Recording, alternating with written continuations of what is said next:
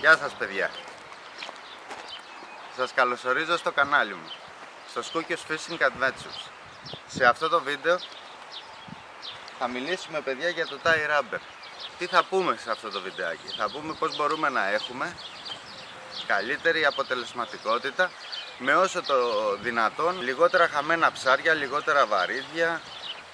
Αυτό το βίντεο παιδιά είναι ένα βίντεο το οποίο μέσα από τις προσωπικές μου εμπειρίες θα προσπαθήσω να βοηθήσω όσο περισσότερο μπορώ.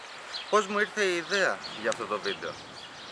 Η ιδέα ήρθε από κάποιους φίλους που με ρωτάγανε, Κώστα, χάνω ψάρια, μου κόβονται τα βαρύδια, τι να κάνω?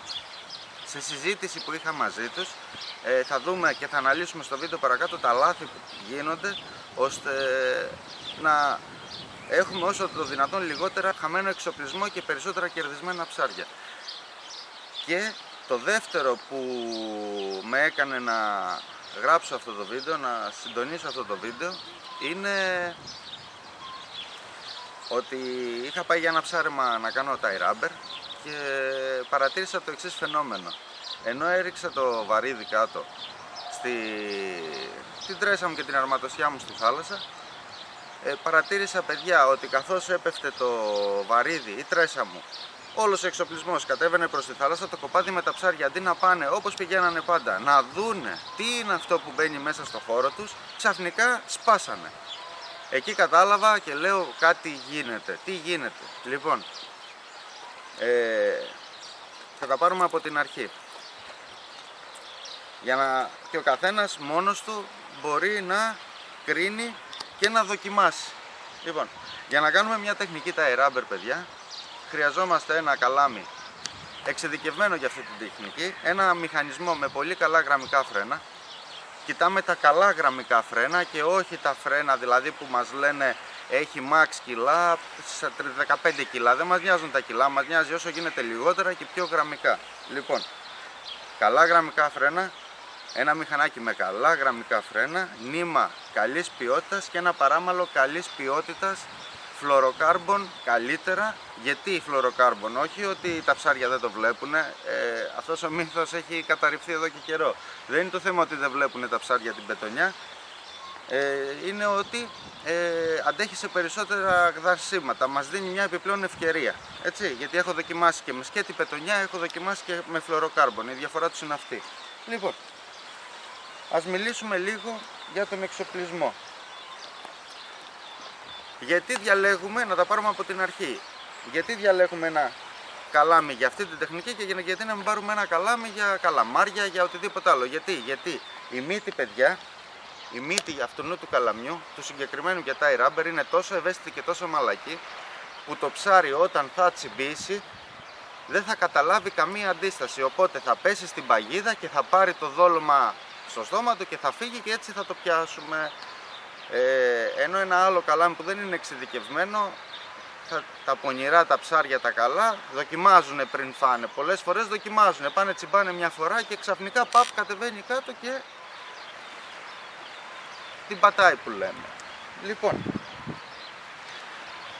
τα εργαλεία παιδιά για το tie rubber, για να είμαι ξεκάθαρος και να τα λέμε τα πράγματα όπως έχουν, είναι τα χοντρά εργαλεία και τα λεπτά εργαλεία. Τι σημαίνει αυτό? Σε οποιαδήποτε τεχνική, όχι μόνο στο tie rubber, αυτό όλοι το ξέρουμε, σε οποιαδήποτε τεχνική, όσο πιο λεπτά εργαλεία βάλουμε, τόσο πιο πολλά χτυπήματα θα έχουμε. Αυτό παιδιά δεν αλλάζει. Όσο πιο λεπτά εργαλεία βάλουμε, τόσο πιο πολλά χτυπήματα έχουμε. Αλλά ποιο είναι το θέμα? Το θέμα είναι παιδιά ότι δυστυχώς κατέληξα εγώ από προσωπικές μου δοκιμές και από την προσωπική μου εμπειρία, ότι τελικά όσο πιο πολλά λεπτά εργαλεία βάλουμε, ναι μεν θα έχουμε πολλά χτυπήματα, αλλά ναι μεν θα έχουμε και πολλά χασίματα. Δηλαδή χάνουμε τα ψάρια, χαλάμε τους τόπους.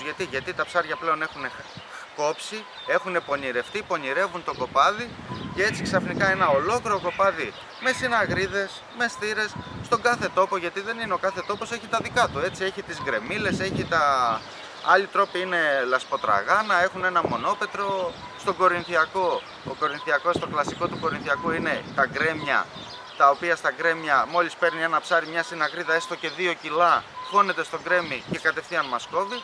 Λοιπόν, τα λεπτά εργαλεία οπότε έχουν πιο πολλά χαμένα ψάρια. Οπότε η προσωπική μου εμπειρία εμένα έρχεται μέσα από... Θα μου πει κάποιος, ρε Κώστα, τι έχεις δοκιμάσει και έχεις κατασταλάξει, και πού έχεις κατασταλάξει?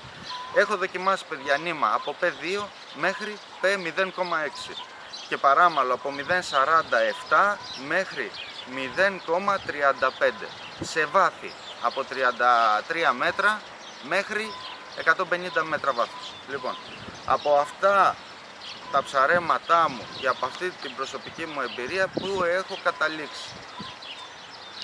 Ας πούμε ότι έχουμε 90 γραμμάρια μολύβι. 90 γραμμάρια μολύβι δεν θα μπορέσει να δουλέψει με νήμα P2 και νήμα P1,5, ούτε με παράμαλο 0,47, ούτε με παράμαλο 0,40. Γιατί η αρματοσά μας, καθώς πέφτει με την τρέσα, το νήμα και όλη η αρματοσά προς τα πάνω, όλο το νήμα αυτό δέχεται μια αντίσταση, μια κόντρα από το νερό. Οπότε έχει σαν συνέπεια το βαρύδι με την τρέσα να μας την κρατάει κόντρα, οπότε η τρέσα να μην απελευθερώνεται ποτέ. Όταν σε αυτή την αρματοσά όμως βάλουμε ένα βαρύδι 120 γραμμάρια, 150 γραμμάρια, 160 γραμμάρια, ξαφνικά βλέπουμε ότι επειδή πέφτει γρήγορα το βαρύδι, η τρέσα φεύγει 1-2 μέτρα αναλόγως εκεί περίπου, μέχρι τόσο απομακρύνεται. Επειδή φεύγει λοιπόν το βαρύδι γρήγορα και έχει τη δύναμη να τραβήξει προς τα κάτω όλη την αρματοσά, έχει την ιδιότητα, φεύγοντας το βαρύδι, η τρέσα να μένει προς τα πάνω. Αυτό έχω δει εγώ, έτσι. Λοιπόν, και όχι μόνο το έχω δει, γιατί καλά ότι μπορεί να γίνεται, το θέμα είναι τα αποτελέσματα. Και έχω δει και αποτελέσματα, παιδιά. Δηλαδή, που έχω κατασταλάξει? Έχω κατασταλάξει ότι προτιμώ από το να βάλω λεπτά εργαλεία για να έχω 10 χτυπήματα και να μπορέσω να ανεβάσω 2 ψάρια, 3 ψάρια, 1 ψάρι κανένα, και να χαλάσω τον τόπο μου, να χαλάσω το κοπάδι, γενικώς να χαλάσω την τσέπη μου γιατί τα βαρύδια είναι ακριβά και δεν με συμφέρει να τα χάνω. Δεν γίνεται σε κάθε ψάρεμα να με βρίσκουν 5 ψάρια και να χάνω 4 βαρύδια. Λοιπόν, δοκίμασα σιγά σιγά να ανεβαίνω και που καταστάλαξα ότι ναι, όταν πέφτει το βαρύδι το σωστό με την τρέσα μας μέσα στο κοπάδι, μέσα στα ψάρια και δουλεύει και πάνε όλα καλά και το κοπάδι πεινάει και είναι η ώρα του να φάει, είναι πολύ βασικό αυτό. Όταν τα ψάρια πεινάνε, χτυπάνε. Αυτό είναι δεδομένο. Τότε, παιδιά, θα πάρουμε και τη συναγρίδα μας, θα πάρουμε και τη στήρα, θα πάρουμε και το σκαθάρι, θα πάρουμε και το λιθρίνι. Λοιπόν, τώρα, ένα μεγάλο λάθος που μερικοί νομίζουν στην αρχή και ελπίζω να εξαλειφθεί αυτό το σκεπτικό, ότι με τα εργαλεία του ταεράμπερ σηκώνουμε μαύρα ψάρια. Το ξεχνάμε αυτό, παιδιά, ούτε για σφυρίδες. Όπου νομίζουμε ότι έχει σφυρίδες το ξεχνάμε, όπου νομίζουμε ότι έχει ροφούς το ξεχνάμε. Για στήρες μέχρι 3-4 κιλά με τον εξοπλισμό αυτόν σηκώνονται ψάρια τέτοια άνετα πλέον, έχουν σηκώσει ψάρια πάρα πολλοί φίλοι μου. Και εγώ ο ίδιος, δηλαδή δεν είναι δεδομένο στο ταεράμπερ με 0,47 παραμαλάκι και μια μπίλια 150 γραμμάρια με ένα νήμα P1,5 άνετα, δεν έχει πρόβλημα, γιατί η στήρα π.χ. τραβάει 1-2 μέτρα, μετά σκάει, τέλος. Λοιπόν, και έτσι καταστάλαξα ότι για να δουλέψουν τα χοντρά εργαλεία σε ταεράμπερ τεχνική, το μόνο θέμα είναι ότι πρέπει να ανέβουμε σε βαρύδι. Ανεβαίνοντας σε βαρύδι εξαλείφουμε το φαινόμενο του να μην αποχωρίζεται η τρέσα μας τον εξοπλισμό. Και μιας και μιλάμε για ταεράμπερ, μιλάμε για τον εξοπλισμό μας, μιλάμε για το καλάμι, μιλάμε για το νήμα, το παράμαλο μην ξεχάσω ότι πρέπει να είναι περίπου μέσο όρο 2 οριές, 1-2 οριές, από 1 οριά μέχρι 2 είμαστε μια χαρά καλυμμένοι. Λοιπόν, μιας λοιπόν και μιλήσαμε για όλα αυτά, ας δούμε το βαλιτσάκι με λίγα βαρύδια και τρέσες που έφερα.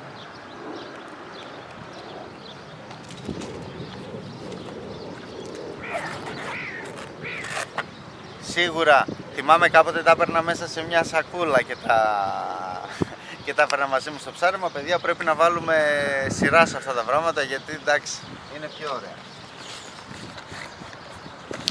Λοιπόν, πετονιές, διάφορα παρελκόμενα, σκουλικάκια, βελόνες,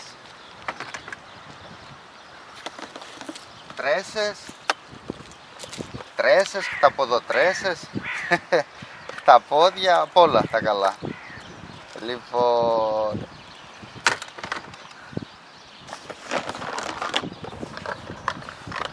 βαρύδια, τρέσες, συνεχίζουμε κανονικά.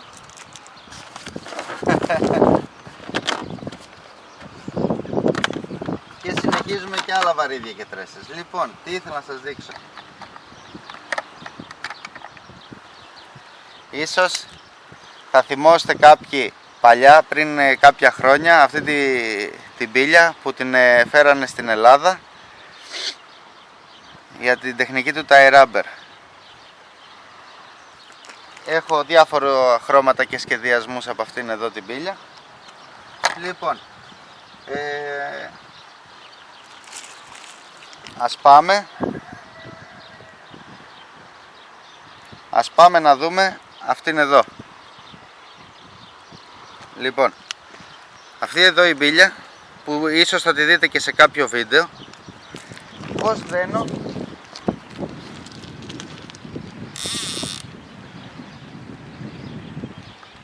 δένω την τρέσα μου. Λοιπόν, ελπίζω να φαίνεται, δεν είναι κάτι ιδιαίτερο, θα σας δείξω ακριβώς τον κόμπο που δένω και ελπίζω να φαίνεται. Λοιπόν, όπως είναι η τρεσούλα μας, περνάω από μέσα μία φορά, περνάω μία και άλλη μία, έναν διπλό κύκλο δηλαδή, το περνάω δύο φορές από μέσα και εφόσον το περάσω δύο φορές, κάνω έναν κύκλο στο παράμαλο, το ακουμπάω πάνω στην άλλη άκρη και περνάω την άκρη δύο φορές μέσα από όλα. Μία,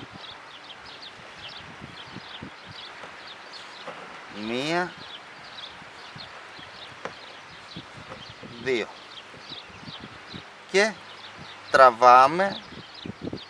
Θα δείτε ότι σαλιώνουμε και τραβάμε, θα δείτε θα δημιουργηθεί και ένα οχτάρι. Να το, οχταράκι. Τραβάμε, δεν σφίγγουμε τέρμα, θα σφίξει μόνο του.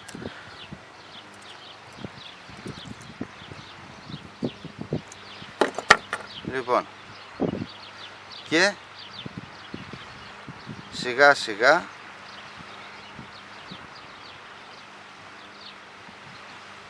τραβάμε να σφίξει. Ορίστε. Έτοιμο. Παιδιά, αυτό ήταν. Εδώ πέρα κάποιες φορές σε αυτό τον κόπο άφηνα πιο μακρύ παράμαλο και το πέρναγα σαν ελαττήριο το δίπλωνα, τσακιστές. Μία από πάνω, μία από κάτω, μία από πάνω, μία από κάτω, για να γίνει σαν ελαττήριο όλο το παράμαλο, αλλά όχι πάντα, δεν το κάνω πάντα. Συνήθως όσο πιο απλό τόσο καλύτερα. Λοιπόν, και έτσι έχουμε αυτή είναι εδώ τη μπίλια, η οποία όσο πιο βαριά είναι έχει την τάση να κατεβαίνει κάτω πιο γρήγορα και να μπορέσει ένα νήμα P1,5 και ένα παράμαλο 0,37 0,40 να μπορέσει 0,43 0,47 να μπορέσει, παιδιά, το παράμαλο να αποχωριστεί η τρέσα, να φύγει η τρέσα και το βαρύδι που είναι σαφώς πολύ μεγαλύτερο από 60, 70, 80, 90 γραμμάρια να μπορέσει να κατέβει κάτω με δύναμη και να υπάρχει μια ισορροπία στην όλη την αρματοσά. Δεν γίνεται με 70 και 80 γραμμάρια βαριδάκι, έτσι το καταλαβαίνετε, δεν γίνεται να δουλέψουμε χοντρά σε εισαγωγικά εργαλεία. Λοιπόν, δεν νομίζω να έχω αφήσει κάποια κενά.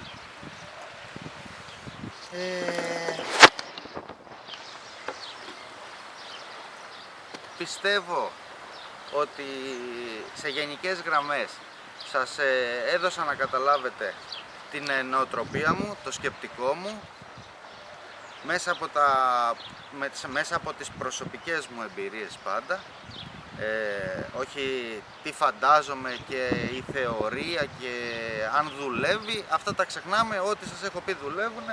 Όπως σας είπα, δοκίμασα από το νήμα P2 μέχρι P0,6 και παράμαλο από 0,47 μέχρι 0,26.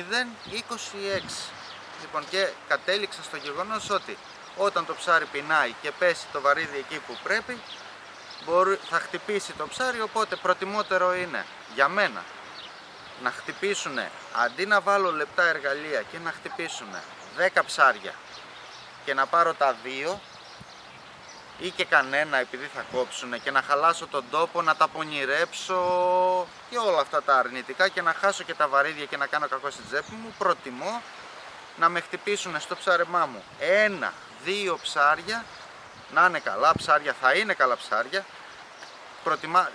Το τι θα είναι ανάλογα που τον τόπο, τι βαστάει ο κάθε τόπος, παιδιά, έτσι δεν μπορούμε να ξέρουμε. Άμα βαστάει ο τόπος λιθρίνια θα σηκώσουμε, αν βαστάει συναγρίδα θα σηκώσουμε. Λοιπόν, προτιμάω να χτυπήσουν 2 ψάρια και να πάρω 2 ψάρια και όχι να ρισκάρω να χαλάσω τον τόπο, να χάσω τα βαρύδια μου και να κάνω κακό και στην τσέπη μου. Λοιπόν, σας ευχαριστώ πάρα πολύ που παρακολουθήσατε το βίντεο. Σας ευχαριστώ που φτάσαμε τους 5.000 συνδρομητές. Επόμενος προορισμός οι 10.000 συνδρομητές. Σας ευχαριστώ που παρακολουθείτε τα βιντεάκια μου. Σας ευχαριστώ για τη στήριξη που μου δίνετε. Ευχαριστώ για τα καλά σας λόγια. Εγώ θα είμαι ο Κώστας που γνωρίζετε. Θα είμαι γνήσιος, θα είμαι αληθινός. Δεν πρόκειται ποτέ να γίνει κάτι περισσότερο ή κάτι ψεύτικο μέσα από αυτά που λέω. Αυτό το ξεχνάμε, το ξεκαθαρίζουμε. Είναι ο χαρακτήρας μου τέτοιος και ίσως και αυτός ο χαρακτήρας πολλές φορές μπορεί να αρέσει, μπορεί να μην αρέσει. Παιδιά, πρέπει να είμαστε σαν χαρακτήρες αληθινοί, να σεβόμαστε τον συνάνθρωπό μας, να είμαστε καλά, να έχουμε υγεία και να κάνουμε ό,τι μας κάνει ευτυχισμένους. Μακάρι να μπορούμε να κάνουμε και να έχουμε την ικανότητα να κάνουμε ό,τι μας κάνει ευτυχισμένους. Σας ευχαριστώ πάρα πολύ. Προχωράμε. Σιγά σιγά προσπαθώ για τα καλύτερα βίντεο, για τις καλύτερες παρουσιάσεις. Να είστε καλά. Σας ευχαριστώ πάρα πολύ.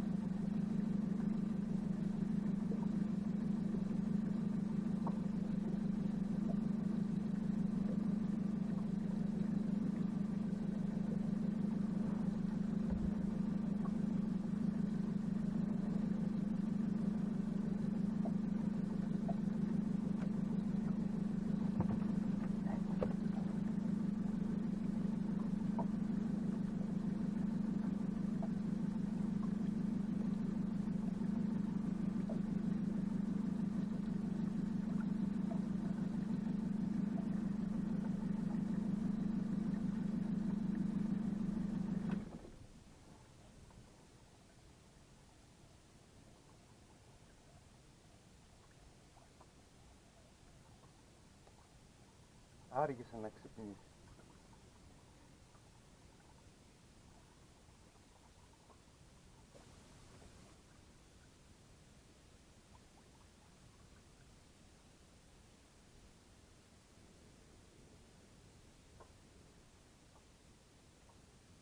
Στην αρχή πιάστηκε, δεν είχε καταλάβει τίποτα.